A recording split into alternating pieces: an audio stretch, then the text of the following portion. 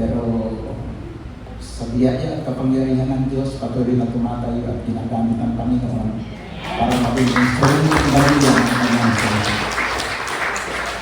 Ang dami ng kasulatan binasa natin ay isang sulat ni Apostol Pablo na kung saan dito po ay inilalarawan niya kung ano ang buhay Kristiyano.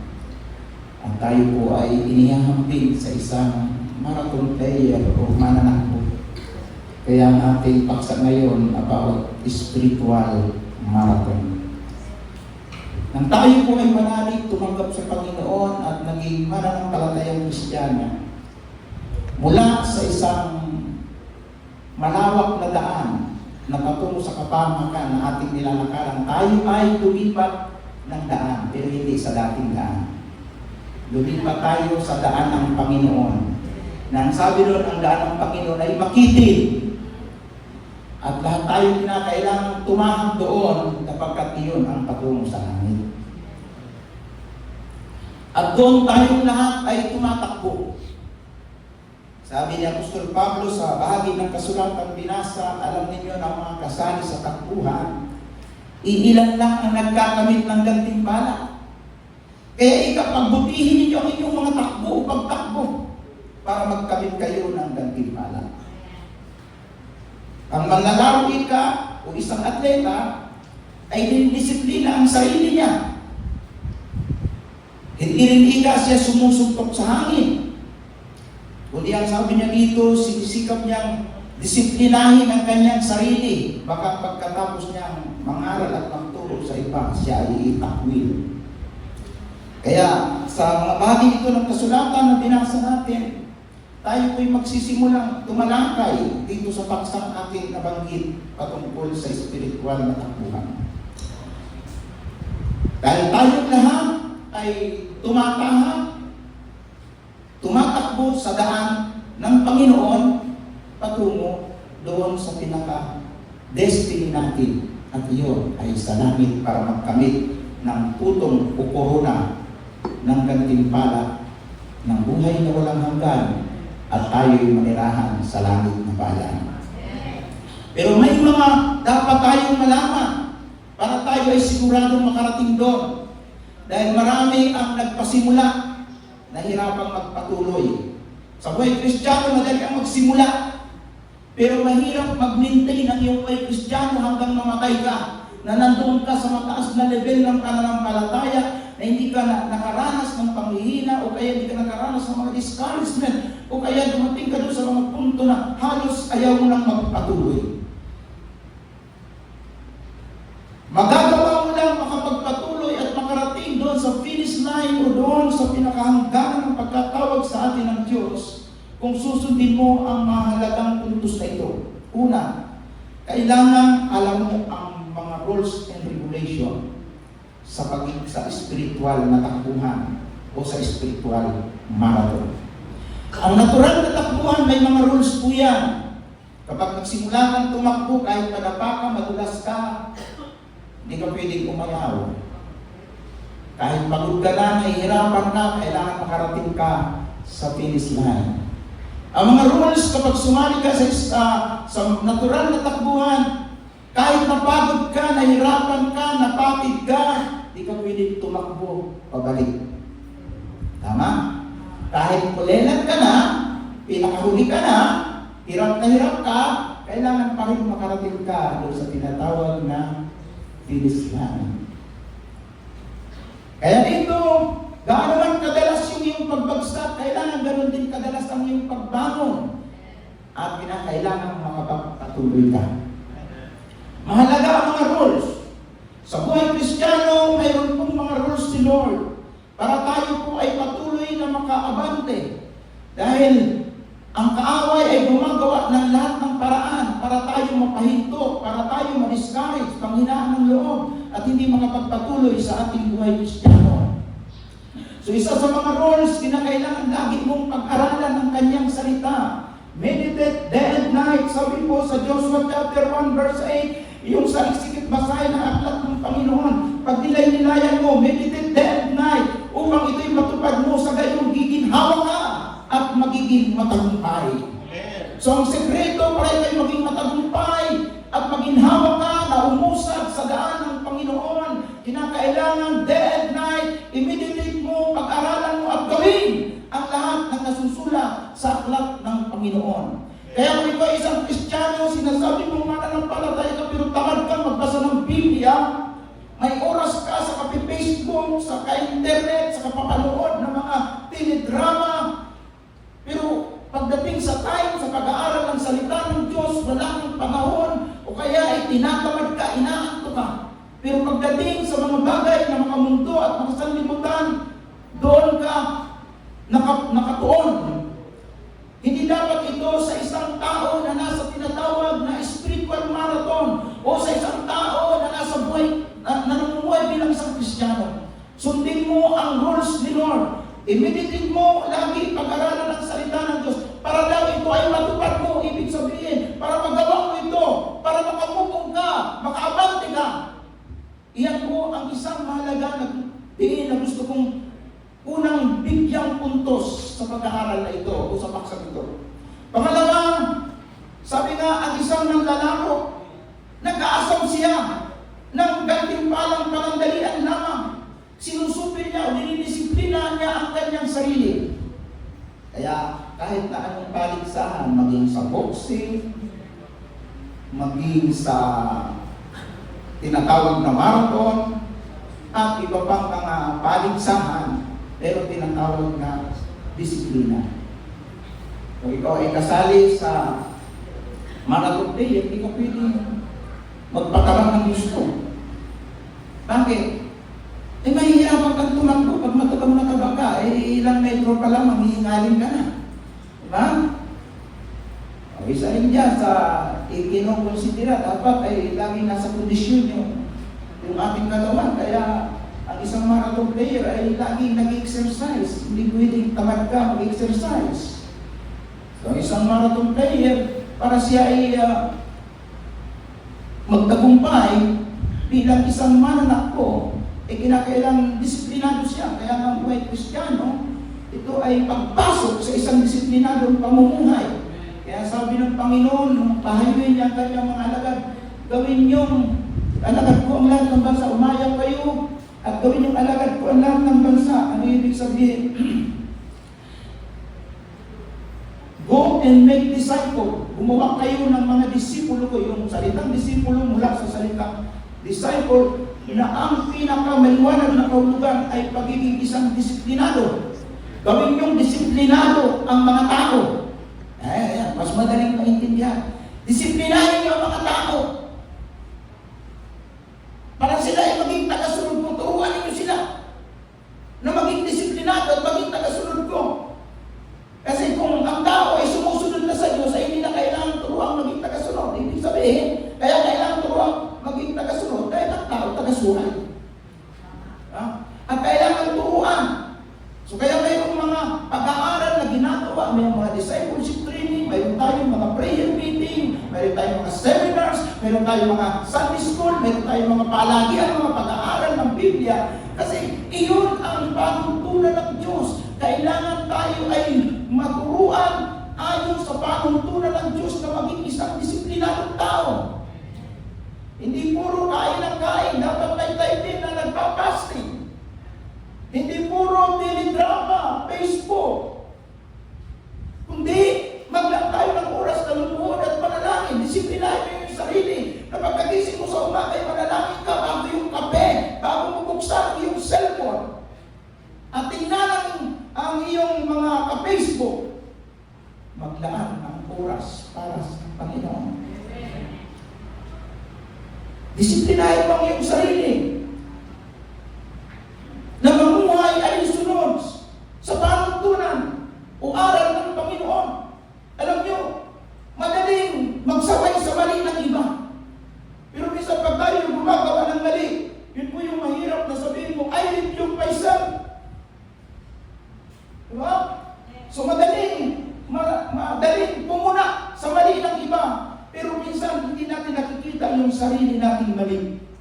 Bahagi po ng pagdidisiplina sa sarili mula sa iyong pag-iisip, sa iyong pananalita at sa lahat ng iyong ginagawa, kinakailangan disiplinado ka ng aral ng ating Panginoon. Kaya kung hindi mo alam ang sinasabi ng salita ng Diyos, mahirap kang ito i-apply o gawin. Kaya ipasakot natin sa panuntunan o aral ng ating Panginoon ang ating buhay. Pangatlo,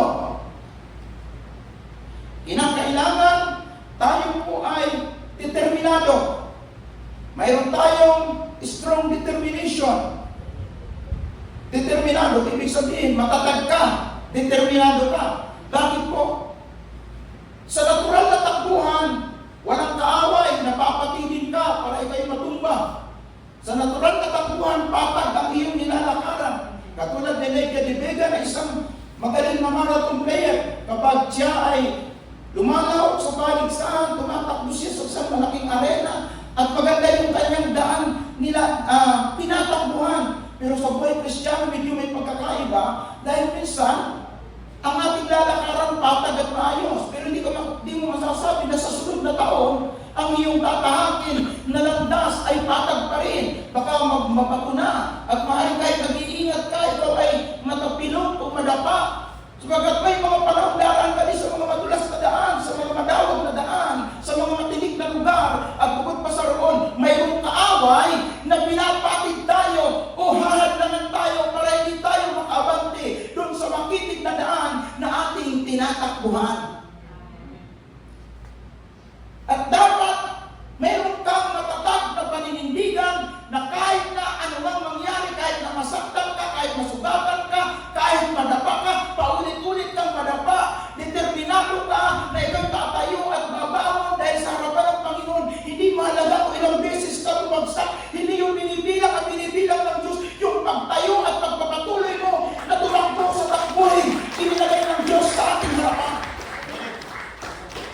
Sa harapan ng Panginoon, hindi mahalaga kung nauna ka o nauhuli, sapagkat sa banal na kasulatan, may sinasabi may nauna at nahuli at nahuli na nauna. Ang mahalaga sa Panginoon, nagpapatuloy at nagpapatuloy na sa daang ibinigay niya dahil inilagay niya sa iyong harapan. Sometimes nahihirapan tayo.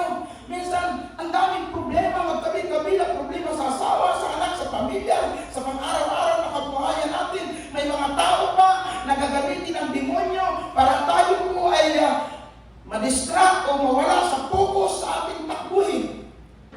Pero ang tao mayroong matibag na paninindigan, matatag ang determinasyon. Ano man ang dumating, hindi siya aayaw. Magpapatuloy at magpapatuloy siya. Bakit? Ang umaayaw, hindi nagwawagi. Ang nagwawagi, hindi umaayaw.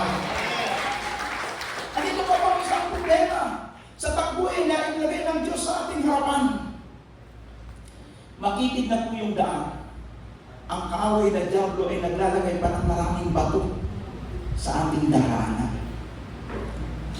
At kung hindi mo alam ang panuntunan ng Biblia o ng salita ng Diyos, ang mga batong yan baka inyong bubuhatin.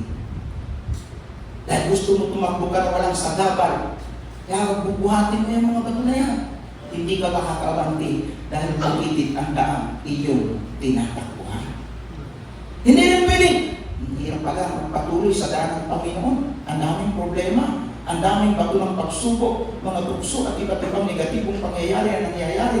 Mabuti pa, umatras na lang. Kaya nasabi ko, okay, kayo sumali sa takbuhan, bawal yung tatakbo ka patras. Ano dapat gawin para tayo makabante? Mayroong sinabi si Apostol Pablo sa aklat ng Hebreo, Kabanatang 12, verse 1 to 2, na ganito po ang ating makikita sa bahagi ito ng kasulatan. Sabi po dito, kaya nga dahil napapaligiran tayo ng napakaraming saksi, talikdan natin ang kasalanan at ang anumang balakid na pumipigil sa atin. Kung tiyaga tayong tumakbo sa paligsahan ating sinalihan. Kaya tayong lahat kasali dito Buong tiyaga na po tayong tumakbo. Ituon natin ang ating panin kay Jesus na siyang pinagmumulan ng kabuuan ng ating pananampalataya na dahil sa kagalagang naghihintay sa Kanya, hindi niya ikinahiya ang mamatay sa krus at siya ngayon nakaupo sa kanan ng trono ng Diyos. Ano po yung sinasabi po? Sa unang talatang binasa natin, Hebrews chapter 12 verse 1, yamang marami ka ang mga saksi na nakapaligid sa atin. Ang mga saksi, mga nagpapatotoo tungkol sa Panginoon, katulad ng inyong lingkod, nagpapatotoo kung paano ang Diyos gumawa, naging malak sa buhay ko. Dapat ika ay, sabi dito, talikdan natin ang lahat ng mga balakid hadlang sa ating takbuhan, sa ating pagtakbo. Yung mga sagabal, lahat ng sagabal, kung hindi ka makakaabante, dapat yan ay isang tabi mo. Para daw tayo ay patuloy na makatakbo sa takbuhin inilagay ng Diyos sa atin. O ngayon, nandun tayo sa punto na makikita yung daan, may kaaway pa na binabagsakan yung ating daraanan. Ngayon, kung hindi mo alam ang tamang dapat gawin, bubuhatin mo yan. O kaya, madi-discourage ka. Kaya marami tayo na-discourage pagdating ng mga problema pagsubok. Kasi tinutubig yung mga malalaking bato na yan na binabagsak ng diablo. Iyan yung mga tukso, iyan yung mga problema, iyan yung ibang mga negative circumstances na ipinapatay na sa atin. Ngayon, kung bubuhatin mo yan, hindi ka makakabanti. Kaya maraming Kristiyano nagiging bansok ang dalang buhay Kristiyano, hindi lumalago. Bakit? Doon na lang natingin sa problema. Mayroong panuntunan, mayroong dapat tayong malaman para malagpasan natin yan. Ano man kalaki, gaano man karami ang mga batong yan, huwag mo yang buhatin, huwag mo yang yakusin, at huwag mo din yang atrasan. Ano ang dapat gawin para makabanti ka? Yung nasa verse 2, ituon natin ang ating paningin kay Jesus na pinagmumula ng ating pananampalataya, looking unto Jesus, He is the author and finisher of our faith. Huwag mong tingnan ang pagkakamali ng tao na naging dahilan kung bakit ikaw ay nagkakaroon ng problema. Problema yan, ginawa sa'yo, panagutan niya sa Diyos, pero huwag kang paapinto sa iyong buhay Kristiyano. Kiasawa mo yan, kianak mo yan, kung sumakabilang bahay man yan, o ano man ang ginawa niyang pagkakamali, huwag ka dyan makatuon. Sabi niya, itigin mo ang iyong paningin kay Jesus. Ano dapat gawin? Hindi may tutuloy natin ano mang kabigat na problema yan. Malaking bato yan na nasa ating harapan. Huwag mong buhatin. Yung iba dinidibdib yung problema. Kaya mangyayari, nagkakasakit sa puso. Namumulungot agad yung mukha. Mabilis tumanda. Bakit yung problema ay masyado na dinidibdib? Huwag kayong nakatuon doon. Doon kayo nakatuon kay Jesus. Ibig sabihin, gaano man karami ang bato na yan ang problema na nakadagang sa inyong harapan, inilabagsak sa inyong harapan, gawin niyo yung tungtungan, stepping stone, tawag ko.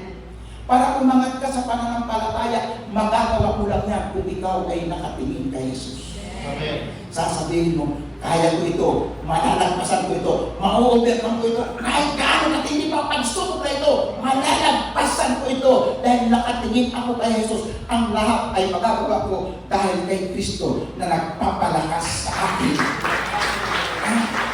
Kaya marami yung hindi nakapagpatuloy kasi hindi alam ang dapat gawin. Looking unto Jesus. Bakit tumingin sa pagkakamali ng leader mo? Unang sino mang kasama mo sa simbahan? Lahat tayo may kailan, lahat tayo may pagkakamali, lahat tayo hahanap sa Diyos. Tumingin tayo kay Jesus. Siya lang ang makatutulong sa atin para tayo ay makapagpatuloy sa ating pananampalataya. Dahil siya nagsimula dito ang sabi, siya ay nagpapatuloy kapag siya may simula sa buhay mo. Hindi siya humihinto hanggat hindi nagkakaroon ng katuparan yung kanyang banal na plano sa buhay mo. Kaya sa kanya tayo tumingin. Hanggang makarating tayo sa ika-4 na puntos doon sa finish line o hangganan ng pagkatawag ng Diyos sa buhay natin. Alam niyo mga kapatid, nararamdaman ko, ako po ay nandun na sa dakong yun. Nasa finish line na po ako. Wala na ako yung aksidente. Yun nga, ako'y binangga ng truck, nagkalasod-lasod ang katawan ko. Nagkaroon ng 58 sugat, 16 na bali. Nagkaroon ng tahid na 50, 38 subistro at tumusok sa aking mga paa. Tinanggalan ng buto ang left and right ng mga paa ko, pero himala ng Diyos pinatubo. At ako'y nakalakad ulit. At nagpatuloy ako sa aking takbuhin bilang Kristiyano dahil wala ko pala ako sa finish line. From 2009 up to now, from 2007, nung ako'y ma-aksidente, in-extend ng Diyos ng 17 years ang buhay ko.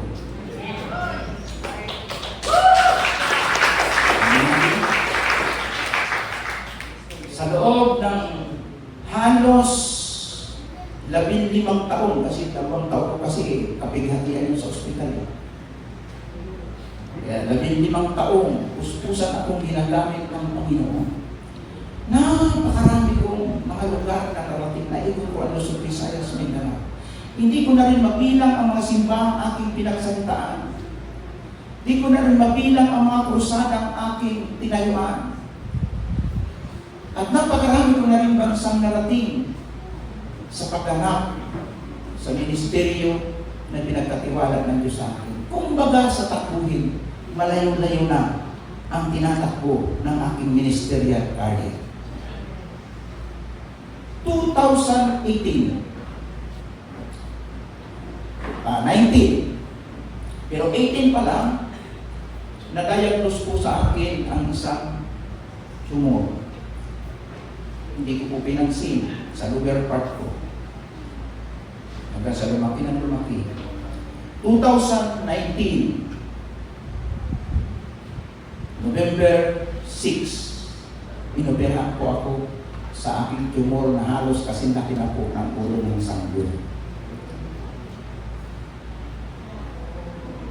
Ibig sabihin, nag-mission po ako, tuloy-tuloy po ako kung saan po ako pumupunta. Nagtatravel po ako sa iba-ibang bansa. May dala-dala na po akong tumor. Yung pabiyang ng itong ko po, lumaki ng lumaki dahil sa aksidente, may naibaw ng ulo, doon nagsimula po yung tumor. Dahil hindi namis ng doktor, lumaki ng lumaki. Pagkatapos ko pong operahan, akala ko po okay na. Pwede natin ipakita sa screen. Ayan, ayan po. Yan po ay may 3 bukol. 3 po yan. Ibig sabihin yung bukol ng anak ng 3. Binayopsi po. Lumabas po. Mayroon ako yung sarcoma ng cancer.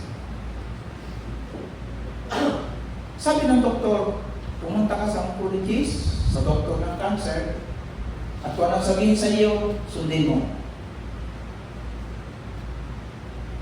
Napunta pa ako sa doktor, ang recommendation sa akin ng doktor, bumalik ako dahil sa Davao po ako nagpa-doktor, sa Davao Medical Center, dahil nandun yung mission ko. Bumalik ka ng Manila, o dyan sa Santa Rosa, Laguna po, yung operation ko sa Santa Rosa Medical Center. I-pull out ang specimen, dalhin sa St. Luke, at doon ay pag-aaralan pa. Ilalaboratory ang bibiyak-biyak, ilalaboratory para makita kung ano pa ang cancer na kasama. Pero dahil bagong opera lang ako, nasa 80,000 na yung nagastos, naubusan na kami ng pera, isa yun sa dahilan hindi ako sumunod sa sinabi ng doktor. Hindi. Bagamat may mga recommendation na, tapos babalik ako, tapos sisimulan ang radiation at chemotherapy. Hindi ko po sinunod yun. Sabi ng doktor, pag hindi ka na chemo, pagkalipas ng ilang taon, may tutubong bukol sa'yo. Dahil active na active yung cancer cells sa katawan mo, ibig sabihin, kung hindi mamatay yung cancer cells, babalik yan, makakaroon ka ulit ng bukol, at yun, maaaring maging dahilan na yun na ikamatay mo.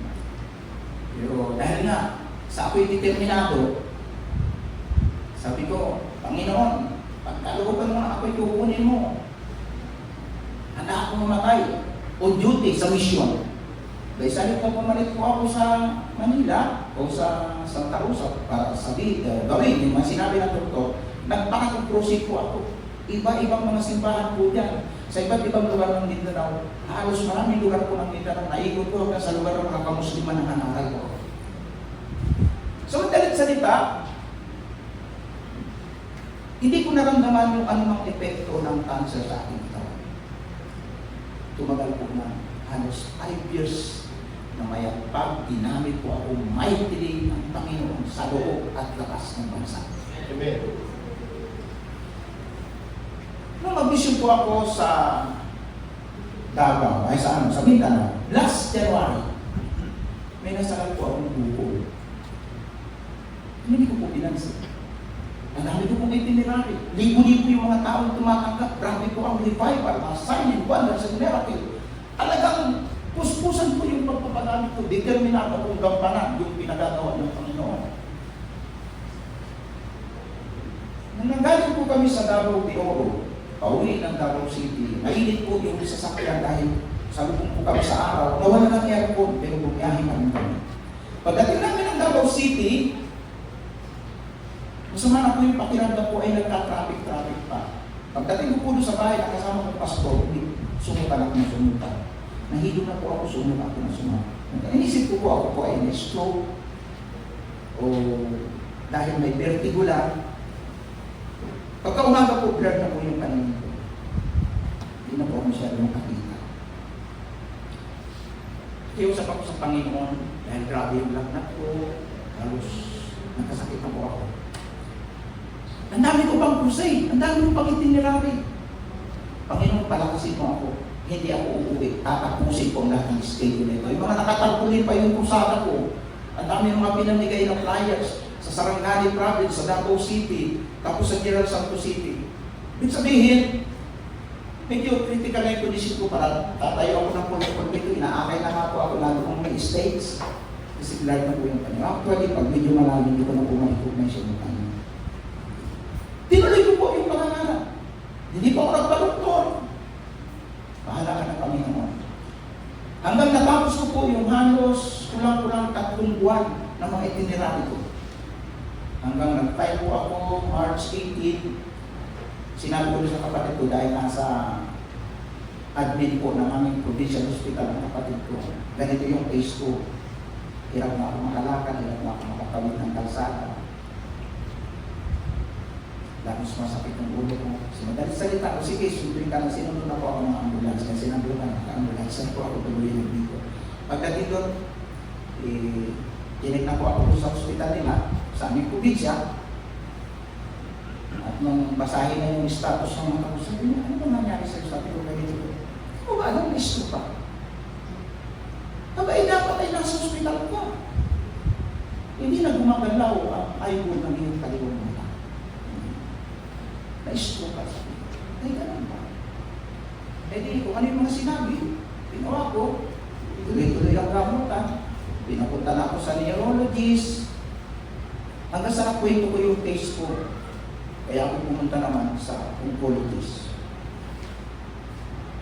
Binigay ko yung mga dapat gawin, ito, mag-CT scan, contrast CT scan, MRI. So, madaling salita, ginawa ko lahat. At lumabas na po ang result. Lumabas po ng result, nakakatuwa. Nag-iiwan ko na siguro itong katawan mo dito. Ibisa na ko ng Panginoon ng katawang walang sakit. At malapit na po siguro akong tumira sa langit. Sa result po, malapit po yung bukol ko dito. Sa MRI at CT scan, activate po yung cancer ko.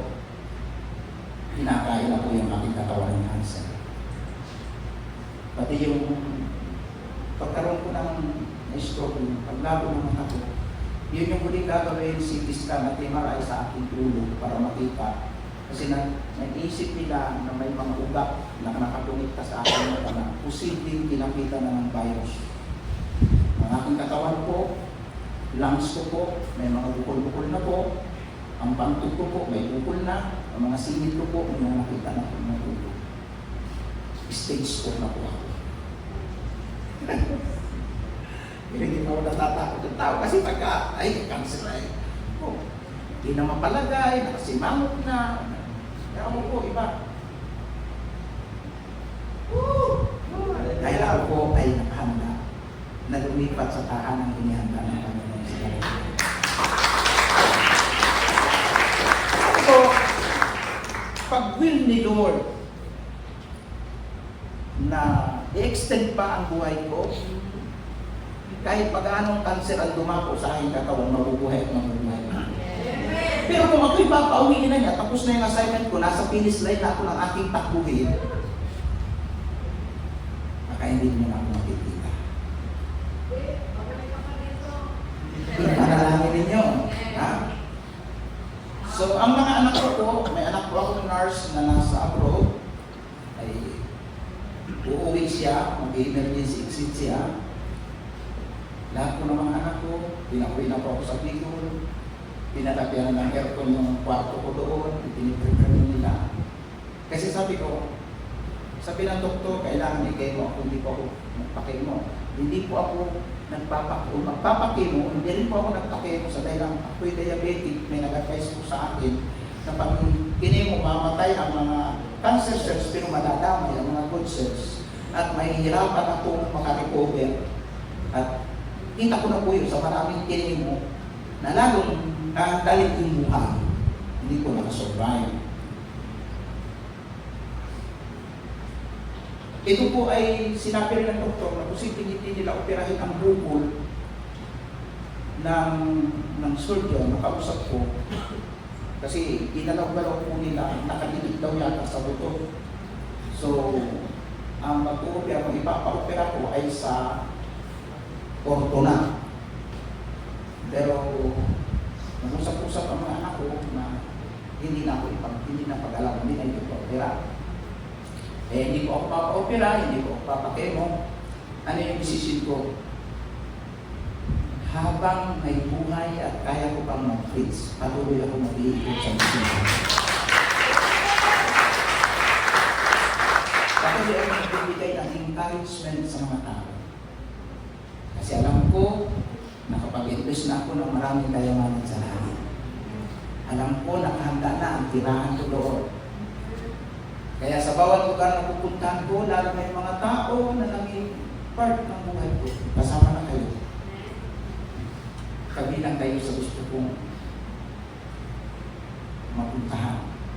Bagamat, magturo po ako nung isang araw sa seminar sa Alcala. Nakakatayo pa po ako ng 3 oras, kahit 3 oras po siguro. Kung maghapon pa kaya ko pa po mag-preaching. Hindi ko naman po kailangan magbasa ng talata ng Biblia. Kasi po, niregister na ni Lord lahat sa puso ko. Kahit 1,000 sermon ang i-preach ko, iba-ibang topic na i-preach ko kahit hindi ko magpahawak yung Biblia. Kaya yun po maganda doon sa lagi ka nag-meditate ng word ni Lord day and night. Kasi kung lumago na yung mata mo, nakasulat na sa puso mo, kaya mo nang ikwento, kaya mo nang i-share. So dapat po, ngayong linggo, ako pinibigyan ko doon sa Alcala kasi may church na nag-request na mag-speak daw ako. Sabi ko, hindi, nakasagot na ako doon sa dito na, sa Angeles. Kaya alam ko, gusto ng Panginoon, kabilang kayo sa aking mapuntahan. At ma-challenge na sa buhay Kristiyano, mayroon tayong destiny, mayroon tayong finish line na dapat na marating. At habang tayo umuusap sa ating buhay Kristiyano at wala pa tayo doon sa finish line, kinakailangan, alam mo ang mga rules, kailangan maging disiplinado ka, kailangan maging determinado ka. Kasi kung hindi, baka hindi ka makaabot sa finish line. Sa Panginoon kasi hindi mahalaga kung naunang at naumuli, ang mahalaga na makarating ka. Ipilay-pilay ka, isugatan ka, marami pang nanira sa iyo, pinasira pang reputasyon mo, ano pa mang kaguluhan, ano pa man mga negatibo, mga masasalimot na pangyayari sa buhay mo, hindi mahalaga, nag-abante ka, nagpatuloy. Dahil si Kristo nandun sa finish line, naghihintay sa iyo at sinasabi niya, anak, magpatuloy ka lang. Narito ang katumpalang inilalaan ko. Kaya dito po, hindi pagalingan. Dito po ay patatagan, kasipagan at kinakailangan matatag ka talaga sa iyong paninindigan na hindi ka give up anumang pagsubok, anumang problema. Hindi mo iiwan ang iyong pananampalataya sa Diyos dahil ang umaayaw hindi nagwawagi, ang nagwawagi hindi umaayaw. Hallelujah! Glory to God! Eh, ang sinabi sa Apostol Pablo sa sulat niya kay Timoteo, sa bahagi ito ng kasulatan, mga iniibig ko mga kapatid, mahalaga na tayo ay magkaroon ng bukas na kaisipan. Sapagkat dito po, ipinakikita ni Apostol Pablo ang kanyang ministerial career bilang tinawag ng Panginoon. 2 Timothy chapter 4. Ayan. Verse 6. Sabi po dito, sapagkat ako'y iaalay na, ang panahon ng aking pagpanaw ay dumating na. Verse 7, nakipagbaka ako ng mabuting pakikipagbaka. Natapos ko ang aking takbo. Kaya talagang may takbo ang buhay Kristiyano. Natapos daw niya. Ibig sabihin, nakarating siya sa finish line. Iningatan ko ang pananampalataya. Verse 8, buhat na yun ay nakatanan o nakalaan ang putong ng katuwiran na ibibigay sa atin ng Panginoon. Natapat na hukom na sa araw na iyon. At hindi lamang sa akin, kundi sa lahat din naman ng naghahanap sa kanyang muling pagpapakita. Sabi niya, Apostol Pablo, dumating na ang panahon ng kanyang pagpanaw. Wala namang kumpirma, hindi lahat po tayo alis sa mundo ito. Pero yung pinakamagandang sinabi niya doon, natapos ko ang aking takbo. Kaya meron tayong mga ministerial career, tayong mga pastor, tayong mga ministro, tayong mga mangaral, tayong mga Kristiyano, mayroon tayong ministerial career o meron po tayong tinatakbo sa gawain o sa ministry ng ating Panginoon.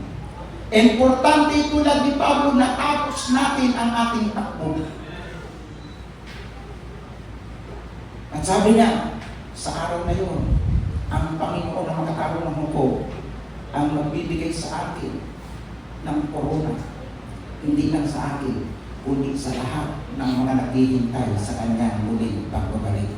Ibig sabihin, kasama na tayo doon.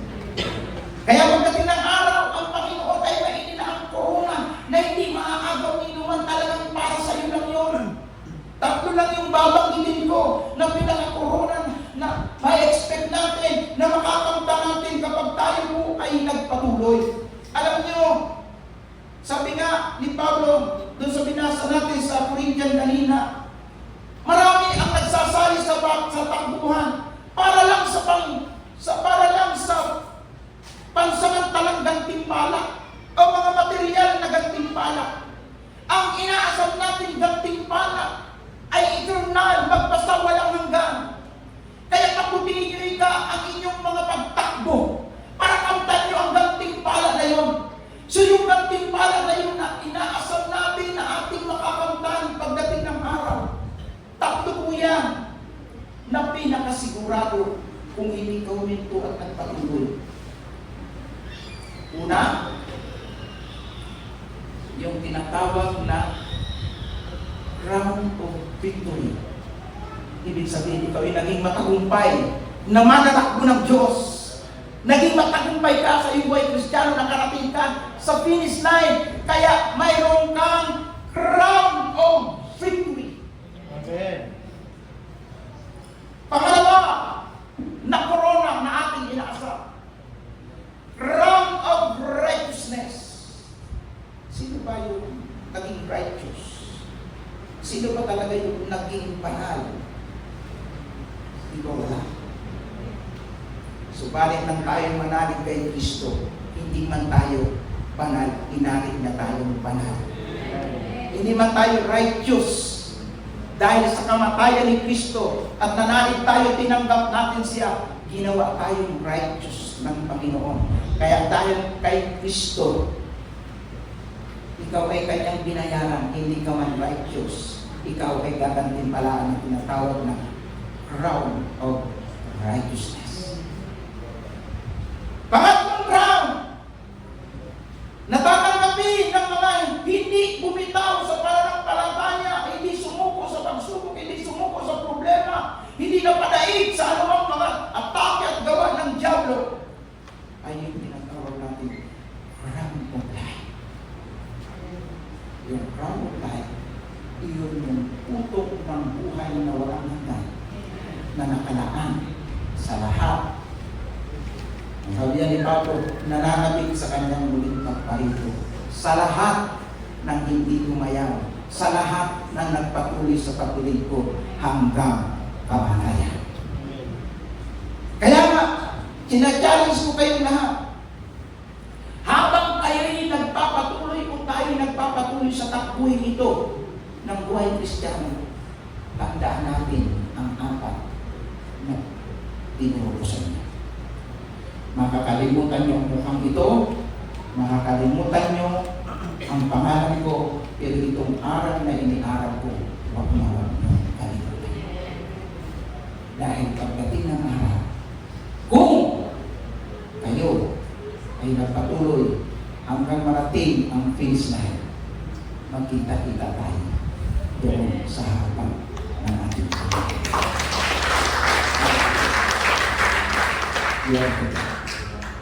Alam mo ninyo, pagka ako'y nakakaramdam ko ng maliling pagsakit, may mga pagkakataon ko gumagalaw yung mga kalong na hindi ko maipaliwanag. Mukha ko po nagbaman. Sakit ng ulo ko, hindi ko po ma-describe kung gaano kasakit. Kaya sabi ng doktor, baka daw umakyat na ang cancer cells sa akin. Ako'y tumatayo po, nakatulong po ako. Ano yung trauma doon? Pen-reliever po yun. Nakapang-reliever ako. Sa awa naman ng Diyos, wala pang linggo na hindi ako nag-preach. May mga seminar, may mga midweek service. Sabi ko, hindi na ako sa aking sarili. Kasi nakita na yung buong katawan. Ang dami ng diferensya eh. Pero, binasa kanila ni Pastor yung aking versikulo eh. Ang lahat ay magagawa ko dahil kay Kristo na nagpapalakas sa akin. Amen. Alam niyo ba, habang masamang pakiramdam ko nung nasa Davao ako, kita ko daming tao sa COVID ko. Sige, ako yung speaker eh. Yun yung nahawakan ko pa sa Diyos na Panginoon, magagawa ko ito dahil palalakasin mo. Nakakapag-preach ako dahil ikaw ang gagamit sa katawan nito. Hindi ko tinitingnan ko ang mga injury ng aking katawan at bawat mga ko. Dahil maniniwala ako pag gusto pa akong gamitin ng Diyos, i-extend pa ang life. Kaya nga, gusto ko kayong i-challenge. Ang injury ko po mula ulo hanggang mga pa. Pero hindi po ako humihinto na bumahan. I-describe ko sa inyo, sa aksidente ko, left and right na pa ako, natulog po yan. Hanggang sa pinanggalan ng buto, pero dahil gusto akong gamitin ng Diyos, pinatubok yung mga bagong buto. Hanggang nakapagyan. Ang left and right ng pilbi ko, ng balakang ko, basag-basag po yan. Dapat lalagyan ng mga stainless, re-repairin ng mga doktor. Yung 4 na buong may infection ako, pinatubok, nagdugtong-dugtong ang mga basag ng balakang ko.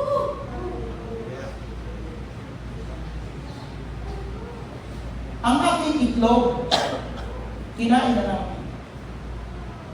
tumor, cancerous, pinakita ko naman sa inyo.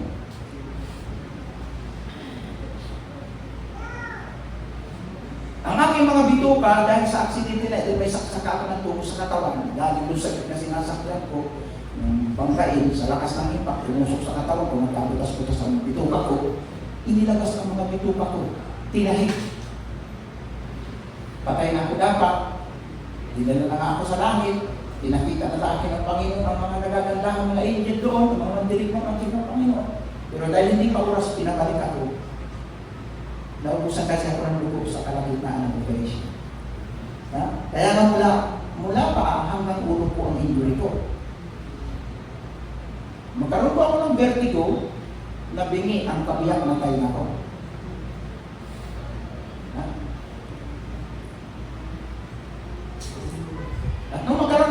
stroke, nagamis na po ang mga mata ko. Pinagagamit ako ng salamin, pero parang naiilang ako. Nakakatulong din. Pero sabi ko, pag ako'y nakasalamin at pinawisan ako, mababasa din yan. Lalo hindi ko makikita yung mga tao. Ang injury ko, mula ulo hanggang paa, mga lips ko, dituba ko, balakang ko, mga legs ko, left and right ng mga paa ko, nagkabalik-balik na. Pati tubo ko nga, inalis, sinalinan na ako ng gamot ko. Pero kailanman, hindi sumagi sa isip ko ng ang lamig. Naniwala ang paglilingkod sa Diyos. Naniniwala ako, ang tunay na sundalo ni Kristo kung kailan nasusugatan, lalo mag-iibay ang habang. Ang challenge ko po, brothers and sisters, ganito lang ang kalagayan kung ginagamit pa ako ng Panginoon. Ang dami sa inyo ang lulusong.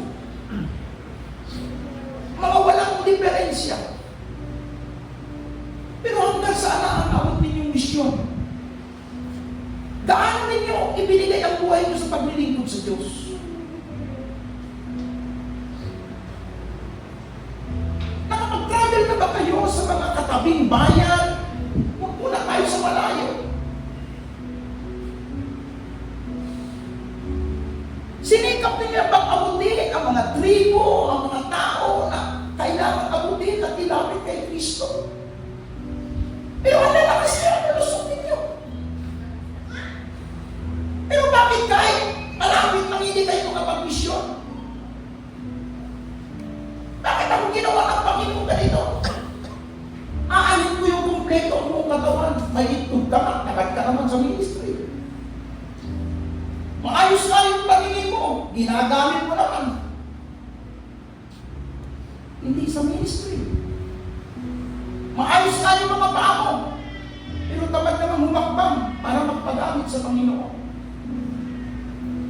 Huwag ka ninyong hintayin na magkaduhog-duhog muna kayo, maaksidente at kung ano pang masasalimot na nangyari sa buhay niyo. Bago niyo i-commit ang sarili, itabihin niyo, Panginoon, ang dana ako magpagamit sa iyo.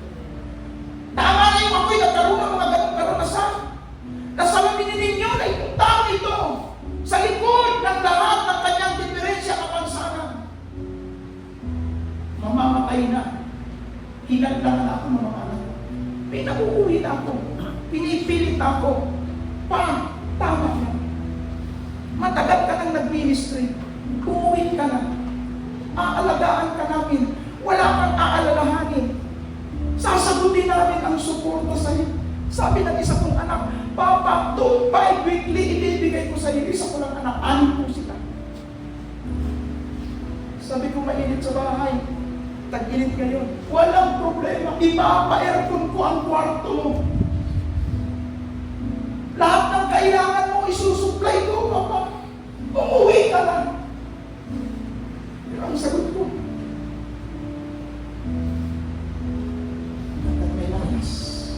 hanggang may busis na lumalabas sa akin. Hayo pa rin ako at mga anak. Sabi ng Panginoon, manalangin kayo na ang Diyos ay magpadala pa ng maraming magagawa, hinog na kanihin. Pero ang daming mga marunong, mga professional, may kakayanan mag-share, may kakayanan mangaral.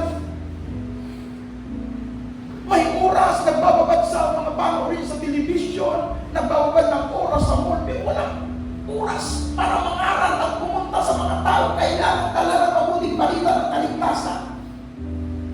Malapit na tayong humarap sa Diyos. Malapit na tayong lumuhod sa Kanyang harapan. Sa pagbibigay sulit, natin tatanungin tayo. Ano ang ginawa mo sa buhay na pinahiram ko sa iyo? Ang pagkatungkol kung sabihin ng Panginoon, ikaw na tamad ko na ang ibig. Hindi ka dapat pumasok sa aking tahanan. Pero yung masisipag na naglingkod sa Panginoon hanggang kamatayan, sasabihin ng Panginoon, welcome, faithful servant. Pumasok ng ka sa tahanan niya at sa Panginoon. Hindi ko alam ang pagkatao. Pero tandaan niyo ang oras ng araw na ito ng aking pagtayo. Kung sa kabila ng challenge na ito, hindi ka pa rin magpagamit sa Panginoon. Mag-ingat ka. Kung ayaw mo magpagamit sa Diyos, kakamitin ka ng tao. Dalawa ng puwersa ang pwedeng kumila sa tao. Kaya,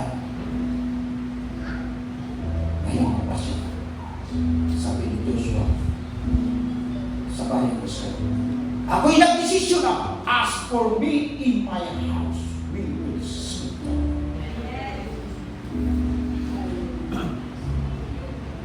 Hanggang marating natin ang aming final destiny. Ang hangganan, iyon ay ang katapusan ng buhay natin sa mundo. Huwag tayo magtinto. 2 Corinthians 15:15. Magpakasipag kayo sa gawain para sa Panginoon dahil hindi nawawala ng kabuluhan ang inyong pagpapakain para sa Kanya. Sigurado ang gantimpala natin. Sa natural na takbuhan, ilan lang ang nagkakamit ng gantimpala. Kung tayo 1,000, mabuti na yung hanggang 100 may gantimpala. Siyang naraan walang gantimpala yung mga kulila. Pero sa takbuhin espiritual, sa spiritual marathon, una ka man at huli. Kasi nagpatuloy ka. At naging tapat ka na naglilingkod sa Panginoon. Pagdating mo sa finish line, nandun si Kristo. Nakalaan ang gantimpala. Nakalaan ang corona. Crown of righteousness, crown of victory, and crown of life. Tayong lahat ay tumayo sa presensya ng ating Panginoon. Habang tayo nakatayo sa umagang ito, binibigyan ko po kayo ng pagkakataon, mga brothers and sisters,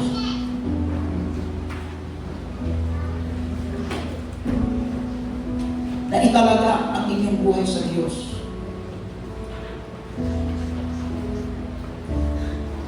Magkaroon tayo ng recommitment. Lord, I offer myself unto you. I'm willing to serve you. I'm willing to obey your word. Gamitin mo ako, Panginoon, for your ministry, for your kingdom, for your glory. Na ito ang buhay ko, Panginoon. Tulad ng sinabi ni Isaiah, Lord, send me. Subuhin mo ako. Gamitin mo ako. Lahat ang nagnais talaga ang buhay. Bukas ang trono ng Diyos sa ating paglapit sa Kanya. Kinag-challenge ko po kayong lahat. Ibigay natin ang ating sarili ng buong buo. Paglingkuran natin ang Diyos habang may oras pa. Bago mahuli ang lahat. Bago dumating ang panahon napakadelikado, pasama ang panahon. Ang init, patindi ng patindi, ang mga digmaan, palawak ng palawak, ang taghirap, palalak ng palalak, marami pang mga kalamidad na nakatakdang mangyari sa mga darating pang mga taon. Tanda na tayo ay malapit ng alisin ng Diyos sa daigdig na ito para dalhin sa tahanang inihanda niya sa kalangitan. Kaya huwag na tayo masyadong nakapokus sa mga bagay ng sanlibutan ito. Secondary na lang. Seek ye first the kingdom of God and His righteousness, and all these things shall be added unto you. Habay kayo na kayo po, huwag mong tingnan na nasa gilid mo, nasa likod mo, nasa harap mo. I-focus mo ang iyong puso, isip sa Diyos. Italaga mo ang iyong buhay sa Diyos. Sige po, ang mga nalalabing sandali, nakatumbay ang Panginoon. Commit yourself unto God. Sabi nga sa aklat ng Hebrews chapter 12, lahat ng malakit hadlang sa pagpapagamit sa Panginoon, sa pag-usad natin sa ating taktuhin, iwanan na natin, lalo na ang kasalanan. Kaya habang may oras, sige, lumapit ka sa Panginoon. Nakatingin siya sa iyo, narito siya sa ating kalagitnaan. bukas na bukas ang kanyang kamay upang ikaw'y tanggapin. Inihintay niya na i-commit mo ang iyong sarili at sabihin, Panginoon, here I am, Lord. I am willing to serve you. I commit myself unto you, O Lord, to serve you. O Ramaya Nasara Makaya Sini Karamaya Sukuluya Heliku Ramaya Sakalabakaya Sukuluya Ramaya Sakalabakaya Sakalabakaya O Ramaya Sukuluya. Hallelujah. Lord, thank you, Jesus. Bless everyone, O